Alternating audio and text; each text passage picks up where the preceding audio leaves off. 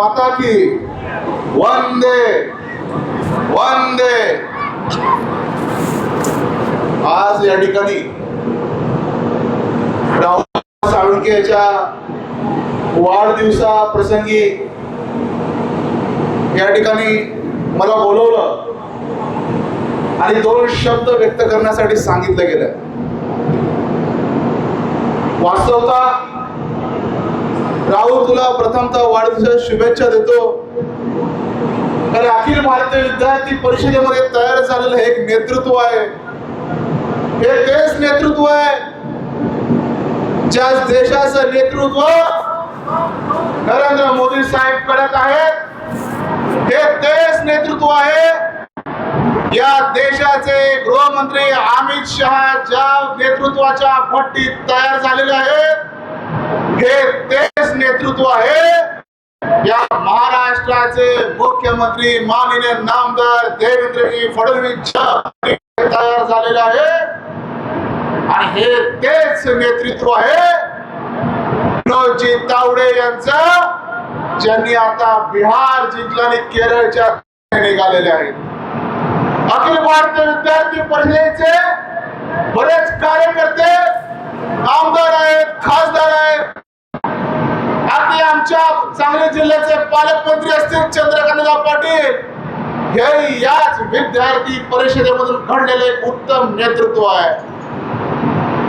खरोखरच राहुलच्या घरच्यांचं मला पहिलं कौतुक करायचं आहे की त्यांनी अखिल भारतीय विद्यार्थी परिषदेचं काम करण्यापासून राहुलला कधी अडवलं नाही।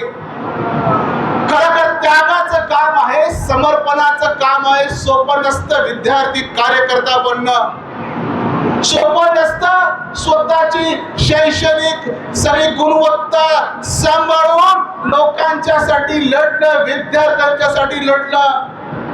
मला अजूनही आठवतं राहुल जेव्हा सांगली जिल्ह्यामध्ये आला होता, सागरेश्वर मध्ये कॅम्प करायचा होता। मला त्याने सांगितलं, दादा आपल्याला या ठिकाणी कॅम्प करायचा आहे। अरे मी म्हटलं सागरेश्वर मध्ये कॅम्प करायचं सोपं नसतं राहुल, त्याला मंत्र्यांची परवानगी लागते, त्या ठिकाणी उपाययोजना बऱ्याच कराव्या लागतात। त्यावेळी राहुल म्हणला, दादा काही झालं तरी सगळ्या सांगली जिल्ह्यातले पश्चिम महाराष्ट्राचे विद्यार्थी येणार आहे, त्यांना तो सागरेश्वरचा सुंदर घाट दाखवायचा आहे, परिसर दाखवायचा आहे।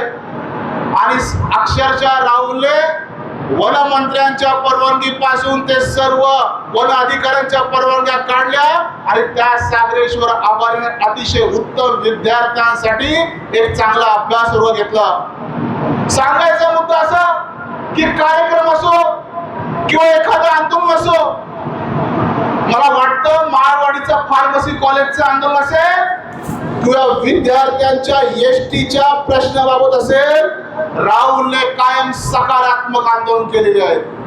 कोणाची पर्वा केली नाही, पाठीमागे कुठली सत्ता आहे ताकद आहे याची पर्वा केली नाही। अन्याय झाला या ठिकाणी राहुल साळुंखे उठून उभा राहिलाय, एक विद्यार्थ्यांचा बुलंद आवाज आणि मशाल बनून या ठिकाणी आपल्या समोर आलेला आहे।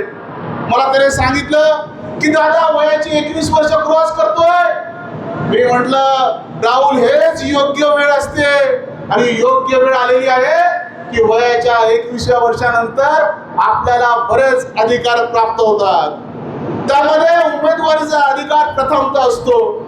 मला वाटतं अखिल भारतीय विद्यार्थी परिषदेच्या मुशीत तयार झालेला कार्यकर्ता नरेंद्र मोदी असतील, अमित भाई शाह असतील, देवेंद्रजी असतील, यांच्या मुशीतला कार्यकर्ता असतो।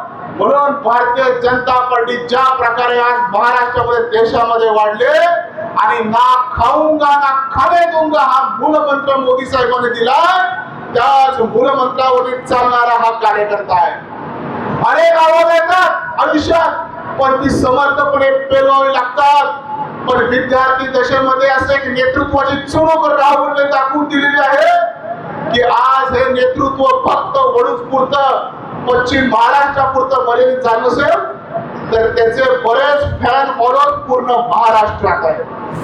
त्यामुळे आपल्याला वडूज नगरी एक चांगलं नेतृत्व मिळालेलं आहे, ज्या नेतृत्वाने आपला डंका पूर्ण महाराष्ट्रात पसरवलेला आहे। त्या नेतृत्वाला मी या ठिकाणी वाढदिवसाच्या शुभेच्छा देण्यासाठी आलेलो आहे।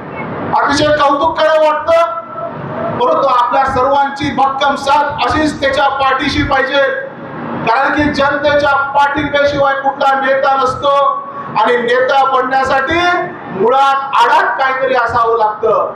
राहुल मध्ये ते सगळे गुण आहेत जे एका उत्तम नेतृत्वात पाहिजे. आम्ही पाहिलंय अगदी साध्या कार्यकर्त्याला प्रेमाचा जिव्हाळा लावण्यापासून, जमिनीवरती एखाद्या कार्यकर्त्याला संपर्क करण्यापासून ते मोठ्या मंत्र्यांना कसं बोलावं लागतं यापर्यंत सगळे उत्तम गुण राहुलकडे आहेत. मला खरं त्याचा अभिमान वाटतो. राहुल, तुझं येणारं भविष्य उज्ज्वल आहे. भारतीय जनता पार्टी किंवा कुठल्याही पार्टीत तू गेलास, अखिल भारतीय विद्यार्थी परिषदेचा कार्यकर्ता तिकडे चमकून उठतो. राहुल, तुला या वाढदिवसाच्या मी प्रचंड शुभेच्छा देतो. आपण या ठिकाणी मला बोलवलं, माझे विचार मांडायला लावले, त्याबद्दल आपले आभार मानतो.